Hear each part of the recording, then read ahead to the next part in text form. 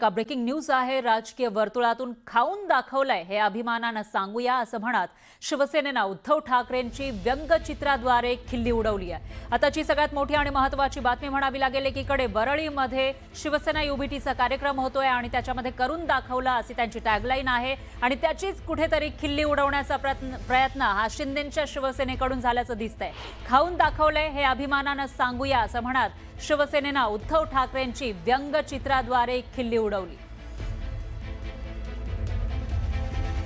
आणि या विषयी अधिक माहितीसाठी आपले प्रतिनिधी उदय जाधव हे आपल्या सोबत जोडले गेले आहेत। उदय, काय सांगाल, आता व्यंगचित्र वॉर रंगलंय की काय अशी स्थिती दिसते या निवडणुकीमध्ये? काय अपडेट्स याविषयी?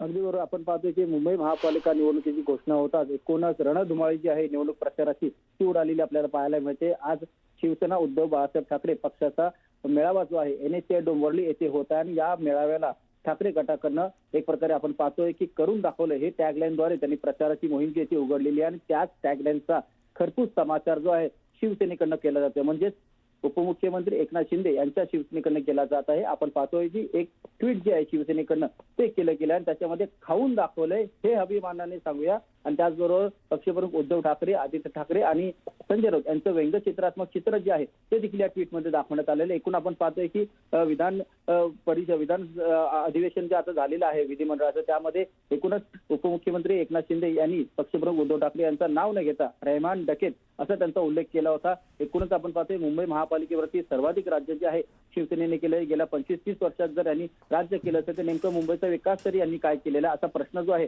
तो शिवसेनेकडनं विचारला जातो आणि त्याच आधारे त्यांनी जे गेल्या 25 वर्षावरती मुंबईची सत्ता गाजून ते मुंबईची तिजोरी जी आहे ते लुटल्याचं सांगत त्यांनी एक प्रकारे रहमान डकेतीचा त्यानं नामोल्लेख केलेलाच आहे। त्याचबरोबर ट्विटरच्या माध्यमातून देखील एक प्रकारे प्रचार मोहीम जी आहे ती सुरू झालेली आहे आणि व्यंगचित्र जे आहे ते आता प्रसिद्ध करण्यात आलेले आहे शिवसेनेकडनं।